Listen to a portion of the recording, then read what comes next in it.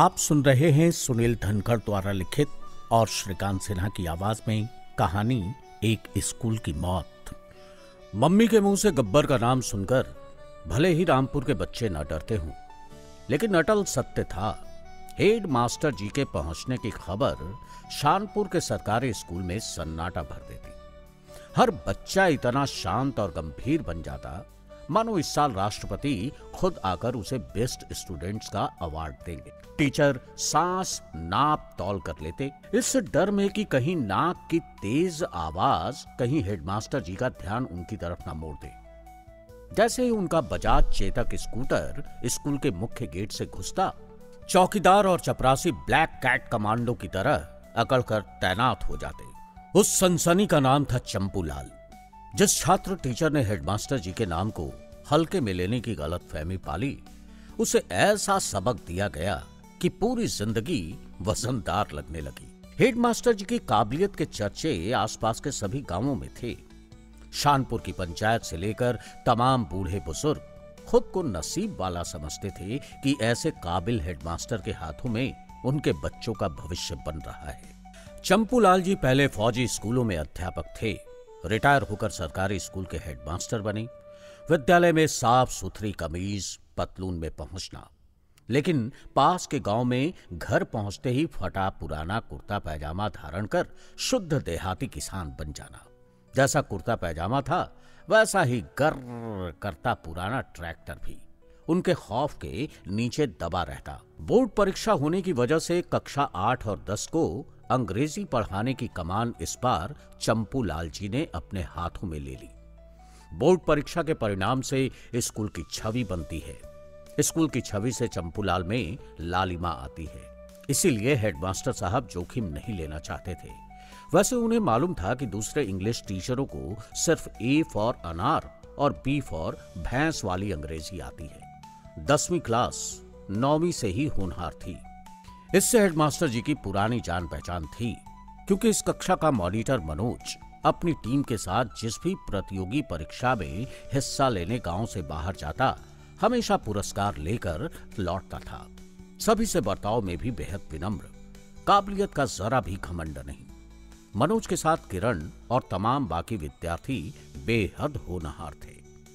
लेकिन 7वीं एवं 8वीं में आई दूसरी पलटन मानो चंडालों की फौज थी। इस कक्षा का मॉनिटर सुनील छल कपट से जरा भी नहीं चूकता। सुनील ही क्या, मंगल हमेशा अमंगल सोचता। सतीश देखने में दुबला पतला, लेकिन पॉलिटिक्स में चाणक्य का भी बाप। राकेश जो कभी सबकी आंखों का तारा था, 8वीं तक पहुंचते पहुंचते किलमिश के डायलॉग अंधेरा कायम रहे को ही बुदबुदाता रहता। इन 3-4 छछूंदरों के अलावा बाकी भी एक से बढ़कर एक, लेकिन पट्टे इस बार चंपूलाल के हत्थे चढ़े थे। सुनील एक तरफ कक्षा में सबके सामने हेडमास्टर जी के हाथों पीटने डांट खाने के डर की वजह से खौफ में था, वहीं दूसरी तरफ उसे खुद अंग्रेजी रटने की योग्यता पर पूरा भरोसा था। इसलिए मन ही मन उन मंजरों को सोचकर खुश हो जाता जब हेडमास्टर जी के सवाल का वो जवाब देकर बच जाएगा, लेकिन मंगल, सतीश और राकेश फंस जाएंगे।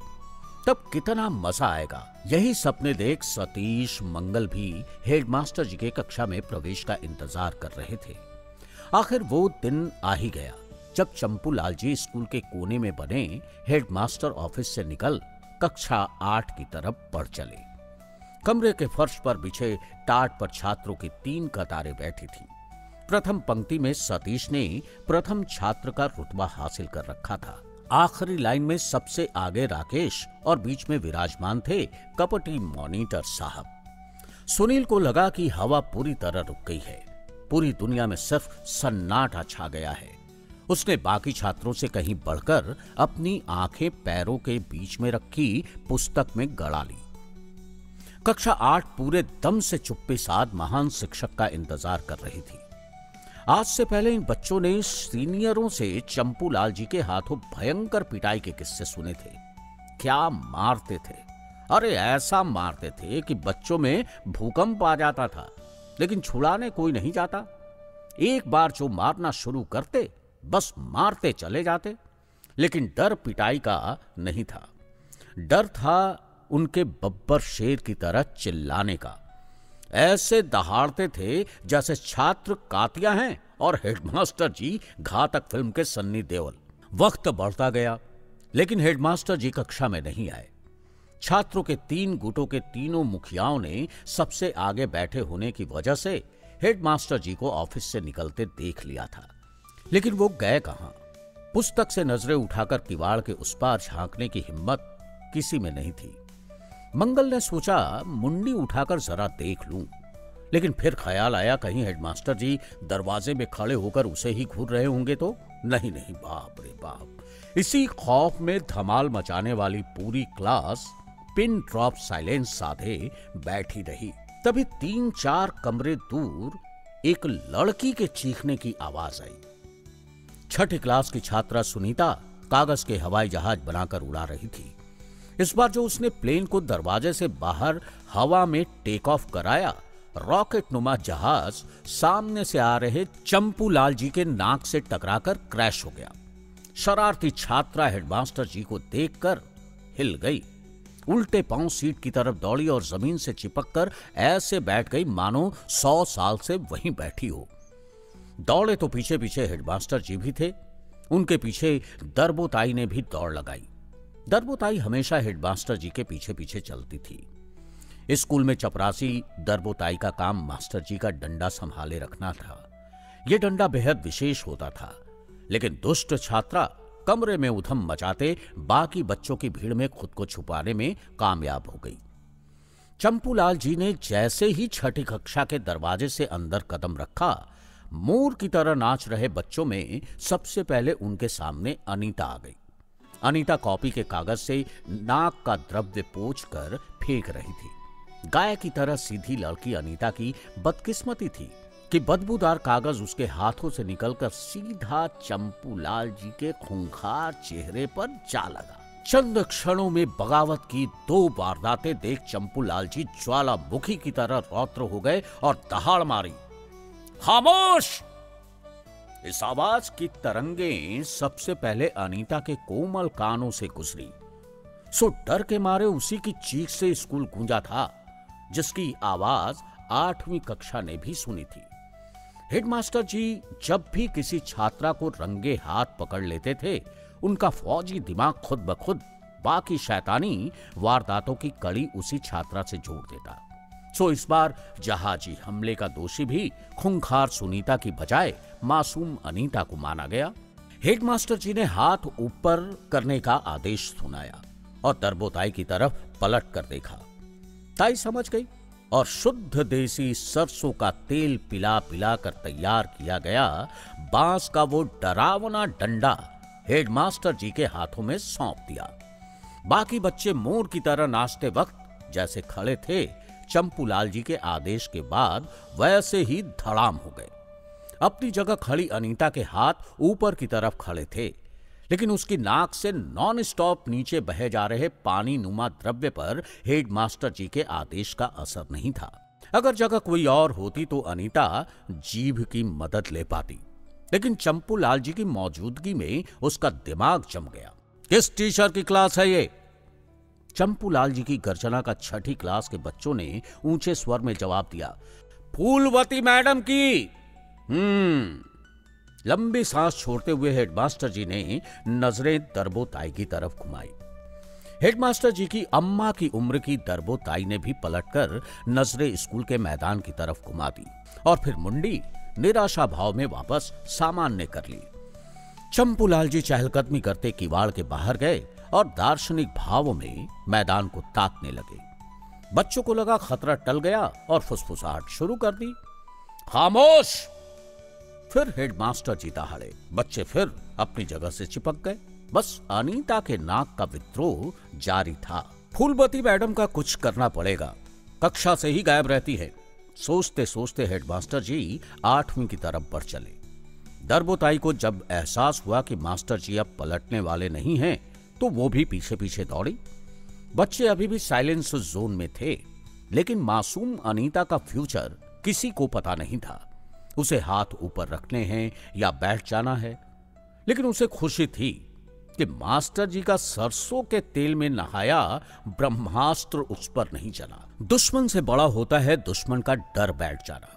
इसी साइकोलॉजी से घिरी 8वीं क्लास के लिए हर क्षण पहाड़ जैसा था। तेज होता सन्नाटा हेडमास्टर जी के पास आते जाने की पुष्टि कर रहा था। मंगल की धड़कन बढ़ चली। उसे आज अमंगल होने का पक्का यकीन था।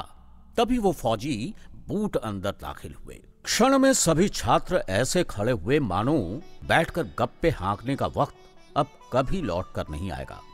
3 कतार में खड़े 36 झंडुओं में से किसी की हिम्मत नहीं थी कि उनको घूर रही चंपूलाल की नजरों से नजरें मिला सके। हेडमास्टर जी की तरफ नहीं देखना है, कुछ पूछ लिया तो? मंगल के अमंगल दिमाग ने सोचा। नए मेहमान के आते ही मुस्कान से चापलूसी के बैक टू बैक तीर छोड़ने वाला सतीश टेढ़े मेढ़े पैरों पर इस तरह जमा पड़ा था जैसे फेविकोल से चिपका दिया गया है। छात्रों को भस्म कर देने वाली नजरों से घूरते हेडमास्टर जी ब्लैक बोर्ड के पैरेलल सामने वाली दीवार तक गए। सबको निहारा, सटाक से पलटे, फिर फौजी बूट दरवाजे की तरफ चल पड़े। दरवाजे के करीब पहुंचकर चेहरे का रुख सतीश की कतार में बैठे छात्रों की तरफ मोड़ दिया। सतीश से लेकर उसके पीछे खड़े 11 छात्रों का खून सूख गया। हर एक को भरोसा था कि हेडमास्टर जी के ब्रह्मास्त्र का श्री गणेश उसी के पिछवाड़े से होगा, लेकिन हेडमास्टर जी कतार में जो बढ़ते ही चले गए।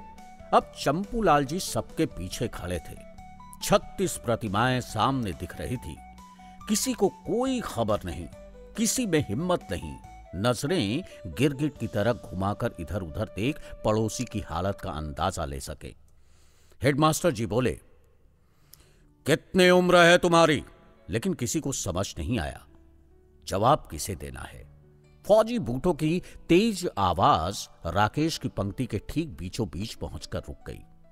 तुमसे पूछा, कितनी उम्र है?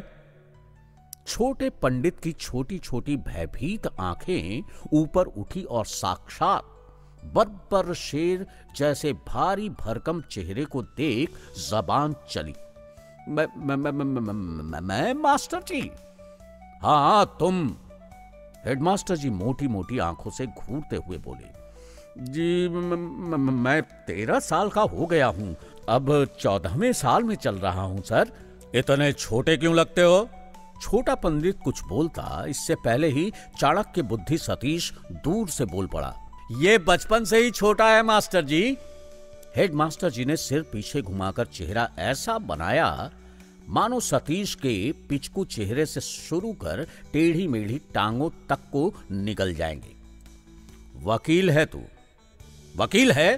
गांव वालों से पिटकर आए कालिया और उसके 2 साथियों पर जैसे गब्बर गुस्साया था। हेडमास्टर जी वकील है तू कहते हुए सतीश की तरफ चल पड़े। गलती हो गई मास्टर जी गलती हो गई, आज के बात नहीं होगी।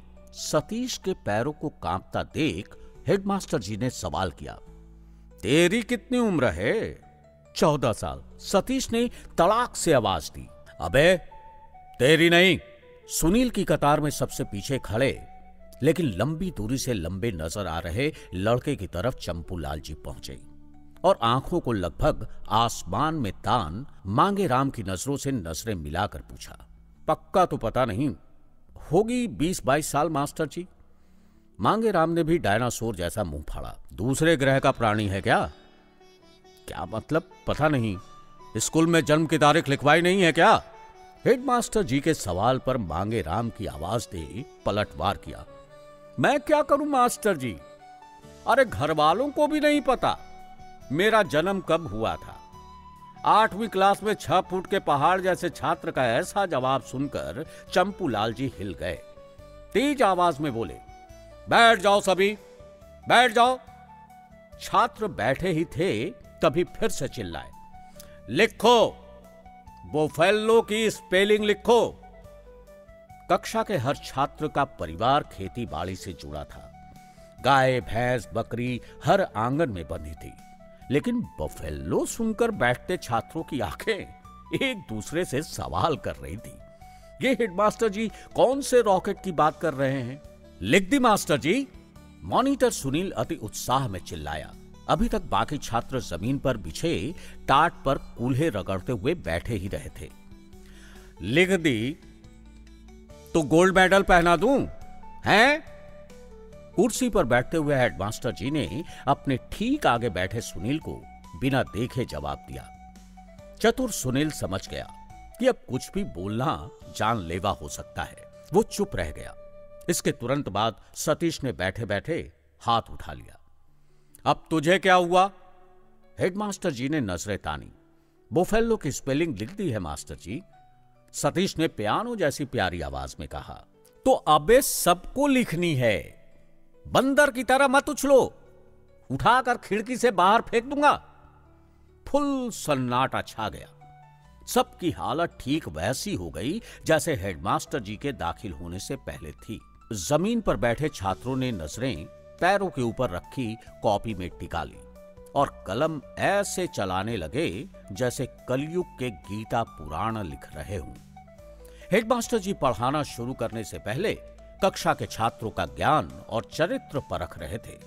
उन्हें जासूस राम नारायण मास्टर जी ने पोख्ता जानकारी दी थी कि कक्षा 8 के 40% छात्र बाकी सभी सब्जेक्ट में ठीक ठाक हैं, लेकिन अंग्रेजी में हर एक को काला अक्षर भैंस बराबर नजर आता है। शायद इसीलिए चंपूलाल जी ने भैंस के अंग्रेजी नाम से ही शुरुआत की थी। हेडमास्टर जी ने कहा, जब सब बोफेल्लो के स्पेलिंग लिख लें और दोबारा जांच कर लें, तब उन्हें बता दिया जाए। वो एक एक की स्पेलिंग चेक करेंगे। कमरे की उखड़ी छत को देखते हुए हेडमास्टर जी का मूड खराब हो रहा था। मनी मन सोच रहे थे कि सफेदी की पपड़ी छात्रों पर गिरती होगी। टूटी खिड़की भी नजरे तरे रहे थे। बारिश में पानी अंदर आ जाता होगा। खुद से चंपूलाल जी ने सवाल किया। सफेद पैजामा और नीली शर्ट पहने ज्यादातर बच्चों की यूनिफॉर्म मैली कुचैली थी। हेडमास्टर जी का निरीक्षण जारी था। खुद का ध्यान दिए गए काम पर लाते हुए चंपूलाल जी ने महसूस किया कि कुछ बच्चे एकदम बुत की तरह बैठे हैं। कुछ नॉन स्टॉप लिखे जा रहे हैं, लेकिन बोफेल्लो के स्पेलिंग में इतना कहां लिखना होता है। बस सभी कॉपी नीचे रख दो।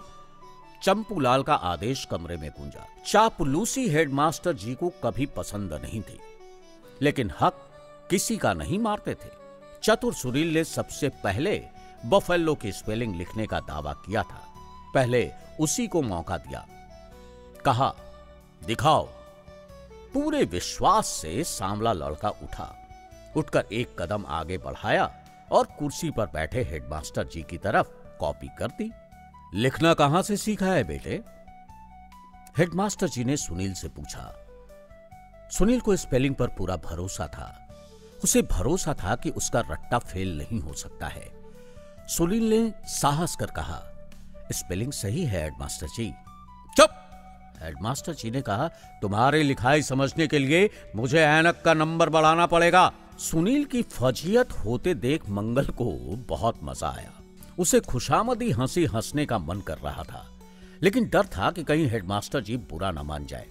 बावजूद इसके डरते डरते उसके चेहरे पर चापलूसी वाली मुस्कान आ ही गई। मंगल के जबड़े में फ्रंट का नीचे वाला दांत टूटा हुआ था। हमजोली ऊपर वाला दांत बाहर निकला हुआ था। ऐसे थोबड़े के साथ जब वो डरते डरते हंस रहा था तो हेडमास्टर जी ने कुर्सी पर बैठे बैठे गर्दन से चेहरे को आगे बढ़ाया, उसकी तरफ घूरते हुए पूछा, तुझे क्या हुआ? मंगल का दिमाग चकरा गया। महसूस हुआ जिस अमंगल का डर था वो हो ही गया। कुछ नहीं सर। अरे कुछ भी तो नहीं हेडमास्टर जी। होशियार होने के साथ साथ मंगल तोतला भी था। क्या कहा? हेडमास्टर जी ने गर्दन के ऊपर का चेहरा बैक करके कान उसकी तरफ मोड़ दिए ताकि मंगल ने जो बुदबुदाया था वो सुन सके। लेकिन मंगल का आशंकित चेहरा सफेद पड़ गया। वो समझ गया कि अब तो उसकी जबान पहले से भी ज्यादा तुतलाकर बोलेगी, इसलिए उसने मुंह खोला ही नहीं, बस नजरों से कुछ इशारा कर रहा था।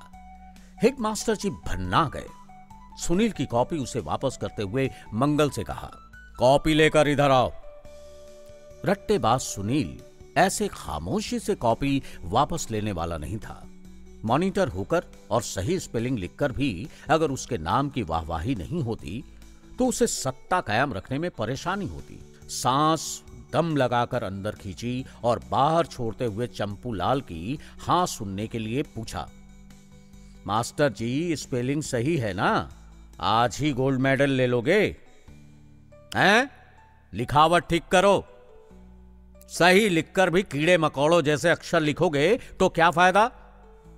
हेडमास्टर के ये शब्द सुनील को बेहद ओजस्वी लगे। गोल्ड मेडल तक चंपूलाल जी का चेहरा सख्त था, लेकिन वाक्य के अंत में सुधार की बात करते करते नरम हो गए। सुनील ने कहा, जी मास्टर जी, लिखावट सुधारने पर पूरा जोर लगा दूंगा। विजय योद्धा की तरह पलटकर आसन ग्रहण किया। मन ही मन बेहद जोर से मुस्कुराया। हेडमास्टर जी के जाने के बाद सबको बता दूंगा, दिखा दूंगा मैं ही चैंपियन हूं।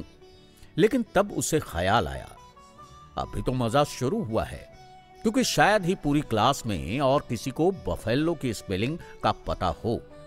अब सबकी पिटाई देखने में मजा आएगा, बहुत मजा आएगा। रोशनी की रफ्तार 3 लाख किलोमीटर प्रति सेकंड होती है, लेकिन कपटी सुनील का मन उससे भी तेज गति से सोचते हुए असीम आनंद की अनुभूति कर रहा था। और 3 लाख से बस जरा कम थी मंगल के दिल की धड़कन। उसकी हालत ऐसी थी जैसे रेलवे ट्रैक पर ट्रेन के सामने आकर कोई वक्त भूल जाए। लोग दूर से चिल्ला रहे हैं, हट जाओ, लेकिन सुनते हुए भी पांव हिल ना पा रहे हों। खूंखार हेडमास्टर की नजरों में नजरें मिलाए बिना पलक झपकाए मंगल चल पड़ा। वो डर में यहां तक भूल गया कि उसने क्या लिखा है क्या नहीं। चंपूलाल के सामने जा खड़ा हुआ और उनकी तरफ देखता ही रहा। हेडमास्टर उसे देख रहे हैं और वो हेडमास्टर को, और पूरी क्लास इन दोनों को। ऐसे प्राणी से हेडमास्टर जी की भिड़ंत शायद भूतकाल में नहीं हुई थी। वो समझ नहीं पाए कि मंगल का दिमाग कंप्यूटर की तरह हैंग हो चुका है, उसे कुछ समझ नहीं आ रहा है। चंपूलाल जी ने चुपके से अपना हाथ आगे बढ़ाया, मंगल के हाथों से कॉपी ली, चेक की। स्पेलिंग सही थी। उससे कहा, जाओ बैठ जाओ। मंगल रोबोट की तरह मुड़ा और जाकर बैठ गया। हेडमास्टर जी ने राहत की सांस ली। सुनील, सतीश और कक्षा के बाकी बच्चे समझ नहीं पाए कि आखिर ये क्या हो गया, कैसे हो गया, कौन हारा, जीत किसकी हुई। 80 कोस को डराए रखने वाले चंपूलाल क्या आज हार गए हैं? क्या मंगल जीत गया है? पहले मंगल का दिमाग हैंग था, अब पूरी क्लास का। शानपुर के सरकारी स्कूल की 8वीं कक्षा कोई साधारण क्लास नहीं है। बड़े बड़े आए और गच्चा खाकर ठंडे हो गए। ये चुगली अंग्रेजी के टीचर गुलाब सिंह प्यारी मैडम के साथ कर रहे थे। गुलाब सिंह इस कक्षा को 7वीं में अंग्रेजी पढ़ाते थे, लेकिन इस बार उन्हें मौका नहीं दिया गया, इसलिए उनके मन में जलन थी। गुलाब प्यारी मैडम की बातचीत को लहरिया चौकीदार ने छुपकर सुन लिया था। निचोड़ को मिलावट के साथ हेडमास्टर जी के कान में खोल दिया। हालांकि ये बात बताने पर चंपूलाल जी ने चौकीदार को डांट भी मारी थी। खैर, चंपूलाल जी आगे बढ़े और सतीश को न्योता भेजा, कॉपी लाओ। आज तक किसी को समझ नहीं आया सतीश बैठता कैसे है, बैठा हो तो खड़ा कैसे होता है। दरअसल बैठते खड़े होते वक्त उसकी टांगें बड़ी उलझ पुलझ जाती थी। बावजूद इसके वो सामान्य इंसान की तुलना में कहीं तेजी से बैठता और खड़ा हो जाता। हालांकि वो बिल्कुल सामान्य बालक था, बस अंदाज निराला था। हेडमास्टर जी भी यह अंदाज देखते रह गए। मंगल के बर्ताव के बाद उनके सामने दूसरा अजीब वाकया हो रहा था। हैरत भरी आंखों के साथ सतीश की कॉपी हाथ में लेकर बफेलो की स्पेलिंग चेक कर रहे थे और कहा, सही है। इसके बाद चंपूलाल जी ने कोई प्रतिक्रिया नहीं दी। सतीश ने बड़े आत्मविश्वास से उनके हाथ से अपनी कॉपी ले ली और स्टाइल से मुड़कर मॉनिटर सुनील की तरफ आंख मारी। आंख मारने का मतलब था कि इस क्लास का हीरो वो है। कपटी सुनील का खून खौल उठा। हेडमास्टर जी सोचने लगे कि उन्हें इस कक्षा के बारे में गलत खुफिया जानकारी दी गई है। बफेलो जैसे कठिन शब्द की स्पेलिंग सभी छात्रों ने सही लिखी है। हालांकि छात्र कुछ बेढंगे हैं, लेकिन होशियार हैं। दार्शनिक भाव से मंथन कर रहे हेडमास्टर की नजर एक और अजीब लड़के पर पड़ी। वो बाकियों की तुलना में कहीं बढ़कर चंपूलाल जी को निहारे जा रहा था। जैसे वो बालक हेडमास्टर को देख रहा था, आज तक किसी ने ऐसे नहीं देखा। छात्र की इतनी खोजी नजर देखकर उनसे रुका नहीं गया। एकदम कुर्सी छोड़ दी और सीधे उसके पास पहुंच गए।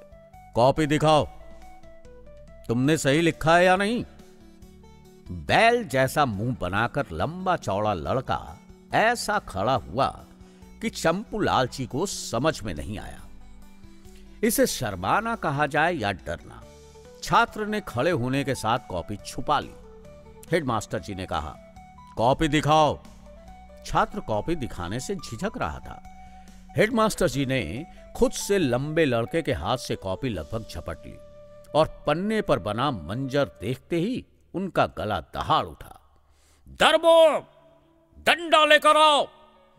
जैसे प्रधानमंत्री राष्ट्रपति के मीटिंग में व्यस्त होने पर स्पेशल प्रोटेक्शन ग्रुप के कमांडो कमरे के बाहर मुस्तैद रहते हैं, उसी तरह चपरासी दरबोताई चंपूलाल जी की परछाई थी। वो कमरे के बाहर बरामदे में खड़ी थी। उनके हाथों में चंपूलाल जी का ब्रह्मास्त्र था। वो बांस का डंडा जो रोजाना शुद्ध सरसों के तेल में नहलाया जाता था, ताकि वक्त आने पर जब उसका प्रहार हो तो सामने वाले की गुदा गूंज उठे। हेडमास्टर जी का आदेश सुन दरबोताई लगभग दौड़ने के अंदाज में कमरे में दाखिल हुई। हेडमास्टर जी का पारा 7वें आसमान से ऊपर जा चुका था। चंपूलाल जी ने गर्दन पकड़ते हुए लड़के को झुक जाने का आदेश दिया।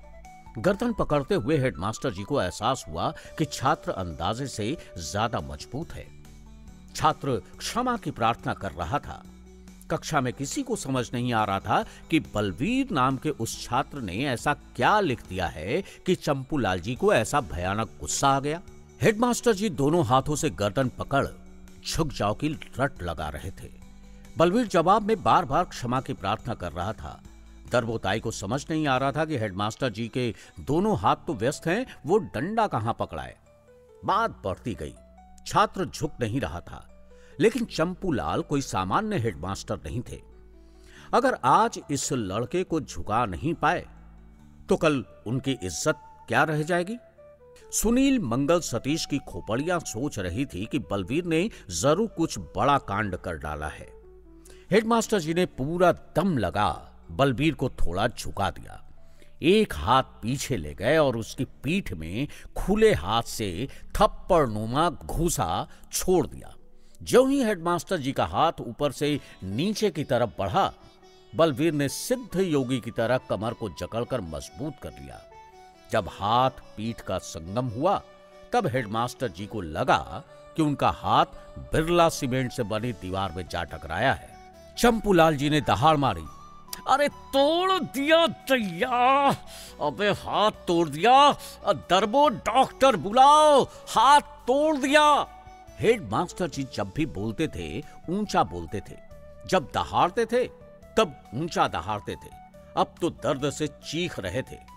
उनकी दर्द भरी आवाज स्कूल के हर कोने को पार कर गई। दूसरे टीचर 8वीं कक्षा की तरफ आशंका से दौड़े। छात्र बलवीर के पिता कुल्हाड़ी से लकड़ी काट फर्नीचर तैयार करते थे। आलसी आदमी खुद कम काम करता, बलवीर बचपन से ही काम में आगे रहता। लकड़ी काटने, फर्नीचर बनाने का मुश्किल काम करते करते बलवीर फौलाद का बन चुका था। हेडमास्टर जी थे तो ताकतवर, लेकिन अब उम्र दराज हो चले थे। यही बात वो भूल गए। सांड जैसे लड़के की पत्थर नुमा पीठ पर पंजा खोलकर मुक्का मारने की कोशिश की। उन्हें लगा कि हाथ जब तक ऊपर से नीचे जाएगा, हाथ का खुला पंजा एकजुट हो मुक्का बन जाएगा। दूसरी तरफ बलवीर माफ कर दो की रट के साथ हमले से बचने की फिजिकली तैयारी कर रहा था। पहले कमर ज्यादा झुकी थी। जैसे ही हेडमास्टर जी का हाथ आसमान से उसकी तरफ बढ़ा, पंजे के बंद होने के पहले ही उसने पीठ ऊपर उठा दी, शरीर को जकड़कर एक कर लिया। भिड़ंत से पहले हेडमास्टर जी का खुला पंजा एकजुट हो मुक्का बन ही नहीं पाया और बलवीर की पत्थर नुमा पीठ से उंगलियां अलग अलग जा टकराईं। नतीजा उनकी चीखनुमा दहाड़ थी। कमरा अस्त व्यस्त हो चुका था। दूसरे टीचर हालात को समझने में लगे थे। भयभीत बलवीर खुद को फांसी पर टांग दिए जाने का इंतजार कर रहा था। कपटी सुनील उस कॉपी तक जा पहुंचा जिसमें राज छुपा था। जमीन पर उल्टी पड़ी कॉपी को सीधा किया तो पाया उसमें हेडमास्टर जी का कार्टून बना हुआ है। हेडमास्टर जी रावण की तरह सिंहासन पर विराजमान हैं और टूटे दांतों को दिखाकर हंस रहे हैं। उनके दाएं मंगल किसी अप्सरा की तरह खड़ा है। सबको पता था मंगल और बलवीर की कभी नहीं बनती। सुनील ये सोच रहा था कि बाकी टीचरों को राज से वाकिफ कराया जाए या मन में दफन कर लिया जाए, पर मॉनिटर अकेला नहीं था जो खोजी वैज्ञानिक की तरह सच के पीछे पड़ा था। उसके कंधे के ठीक ऊपर से राकेश और सतीश की 4 आंखें सब कुछ देख चुकी थी। बात निकली तो पल में जंगल की आग की तरह फैल गई। फिर तो वो कॉपी एक टीचर से दूसरे के हाथ में पास होती गई। हर अध्यापक शर्मनाक, बेशर्म, बदमाश जैसे अलंकारों से बलवीर को नवाज रहे थे। हालांकि ड्राइंग के टीचर ने कार्टून देख न बुरा कहा न भला। चौकीदार ने चंपूलाल जी को सहारा देकर हेडमास्टर ऑफिस ले जाने की कोशिश की, लेकिन मुख्य अध्यापक ने उसे एक तरफ छिड़क दिया। धीरे धीरे कक्षा 8 के कमरे से सारा घटनाक्रम हेडमास्टर ऑफिस में ट्रांसफर हो गया। बच्चे कक्षा में अनाथ बैठे थे। दूसरे छात्रों की नजरें बलवीर को और डरा रही थी, मानो अब तो उसे काले पानी की सजा मिलेगी। घंटी बजती, नया टीचर आता, वही सवाल दागता जो पहले वाले ने पूछे थे। बच्चे ज्ञानी तोते की तरह रिपीट जवाब मारते। बलवीर अछूत की तरह सबसे आखिर में अकेला बैठा रहा। डॉक्टर आकर चंपूलाल जी के हाथ में भारी भरकम कपड़ा लपेट गया। कुछ देर बाद गणित के अध्यापक ने हेडमास्टर जी के चेतक स्कूटर की लगाम संभाली। चंपूलाल जी पीछे बैठे थे। दिन बिना पढ़ाई के बीत गया। हालांकि उसके बाद बलवीर को किसी ने कुछ नहीं कहा, लेकिन वो डरा हुआ था। अगले दिन हेडमास्टर जी स्कूल आए। उनके हाथ में प्लास्टर चढ़ा था। तबीयत ठीक नहीं लग रही थी। कक्षा 8 में ही कुछ देर के लिए आए। सब हैरान थे कि उन्होंने कोई गुस्सा नहीं किया, बल्कि पहली बार बच्चों ने उन्हें मुस्कुराते हुए देखा और फिर पढ़ाई में मन लगाने की नसीहत देते हुए चले गए। तीसरे दिन भी हेडमास्टर जी स्कूल से जल्दी घर के लिए निकल गए। हेडमास्टर जी के चले जाने पर स्कूल का मंजर बदल जाता। टीचरों का बर्ताव बाकी सरकारी स्कूलों की तरह मनमौजी हो जाता था। टीचर ही मजे ले रहे हैं, फिर बच्चे तो उनके बाप थे। पढ़ाई की बजाय पूरे दिन मस्ती चलती। हेडमास्टर जी लगातार छुट्टी पर चल रहे थे। बच्चे बस ये सुनते थे कि उनकी तबीयत ठीक नहीं है। बलवीर उनकी खराब तबीयत के लिए खुद को दोषी समझता, लेकिन किसी भी दूसरे टीचर ने बलवीर को कुछ नहीं कहा। दिन बीतने लगे। हेडमास्टर जी स्कूल नहीं आ रहे थे। स्कूल में पढ़ाई बस नाम मात्र की होती। बच्चों को यही सुनने में आता कि उनकी तबीयत ठीक नहीं है। अब स्कूल में वो रोमांच नहीं रहा जो पहले होता था। कुछ रोज हेडमास्टर जी की गैर मौजूदगी मजेदार लगी, लेकिन कई दिन बीत जाने के बाद मानो पूरे स्कूल को आलस ने लपेट लिया था। अब गुलाब सिंह 10वीं और 8वीं को अंग्रेजी पढ़ाने लगे। जैसा अधकचरा काम पहले होता था जारी रहा। एक रोज अचानक हेडमास्टर जी का चेतक स्कूटर मुख्य गेट के अंदर दाखिल हुआ, लेकिन उसे अनजान शख्स चला रहा था। जब स्कूटर ऑफिस के करीब पहुंचा तो सबने देखा कि चालक के पीछे हेडमास्टर जी भी बैठे हैं, लेकिन बेहद कमजोर हो गए हैं। उनको पैदल चलने में भी दिक्कत हो रही है। कुछ देर ऑफिस में रुककर वो हर कक्षा में गए। बड़े प्यार से छात्रों को देखा। ज्यादा बोल नहीं रहे थे, बस दोनों हाथ ऊपर उठाकर मानो आशीर्वाद दे रहे थे। अध्यापक नारायण जी के साथ स्कूल का चक्कर लगाकर ऑफिस वाले कमरे में लौट गए। वो अकेले ही कमरे में बैठे थे। पता चला कि स्कूटर को चलाकर उनका बेटा लाया था, जो विश्वविद्यालय में पढ़ाई कर रहा था। सुनील को पुस्तकालय में किताब वापस रखने जाना था, लेकिन दरवाजे पर ताला लगा था। अशोक जी स्कूल के क्लर्क थे। उन्होंने देखा तो कहा कि वो हेडमास्टर जी के कमरे में दाखिल होकर अंदर वाले दरवाजे से पुस्तकालय में चला जाए, क्योंकि मुख्य दरवाजे की चाबी वो घर भूल आए हैं। हेडमास्टर ऑफिस और पुस्तकालय एक दूसरे से सटे हुए थे। दोनों कमरों को जोड़ता अंदर एक दरवाजा था। सुनील अशोक जी के आदेश के मुताबिक हेडमास्टर रूम का ढका दरवाजा खोल अंदर दाखिल हो गया। विशाल कमरे में बड़ी मेज की दूसरी तरफ चंपू लाल जी लवली को बाहों में लेकर सहला रहे थे। चंपू लाल जी बच्चे की तरह उससे खेल रहे थे, मुंह से म्याऊं म्याऊं की आवाज निकाल रहे थे। लवली प्यारी सी बिल्ली थी जो हमेशा स्कूल में रहती थी। सुनील ये मंजर देखकर हैरान रह गया। आगे बढ़ते छात्र को हेडमास्टर जी ने देख लिया, लेकिन बड़े प्यार से पूछा, क्या बात है बेटे? सुनील ने कहा, हेडमास्टर जी, पुस्तक वापस रखने आया हूं। उन्होंने खेलते हुए कहा, हाँ, रख दो। किताब रखकर सुनील खेलते हंसते हेडमास्टर जी को देख खुद भी हंसने लगा, फिर लौट आया। फिर चंपू लाल जी बेटे के साथ स्कूटर पर बैठ चले गए। दिन बीतते गए, उनकी कोई खबर नहीं। शानपुर का स्कूल बदल गया, इसलिए नहीं कि वहां हंसने खेलने की आवाज नहीं आती थी, लेकिन अब उस स्कूल से अनुशासन जाता रहा। टीचर खुद ही बातचीत में, गप्पेबाजी में व्यस्त रहते। बच्चे भी लड़ाई झगड़े खेल कूद में उलझे रहते। एक सुबह प्रार्थना के बाद जमा सभी बच्चों को बताया गया कि हेडमास्टर जी को कैंसर है। मेडिकल हॉस्पिटल में उनका इलाज चल रहा है।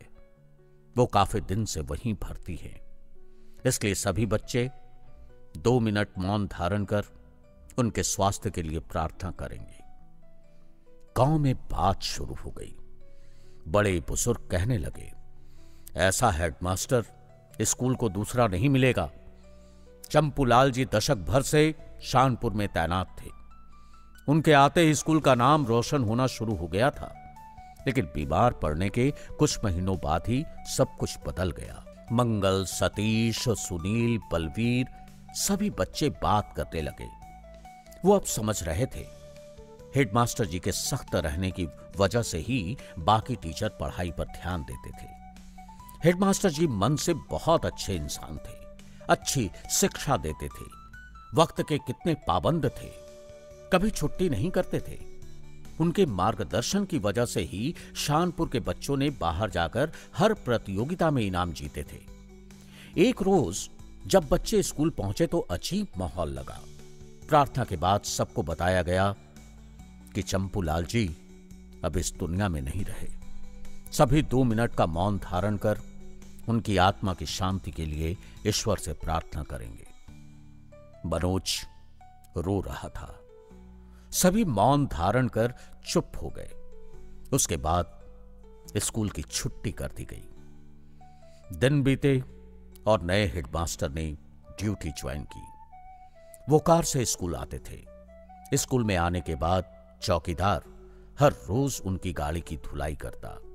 हेडमास्टर जी रोजाना कुछ टीचरों के साथ बरामदे में कुर्सी लगा बैठ जाते और बातचीत के लंबे दौर चलते। कुछ टीचर, कुछ बच्चे ये फर्क बड़ी गंभीरता से महसूस कर रहे थे। उन्हें अब घुटन हो रही थी।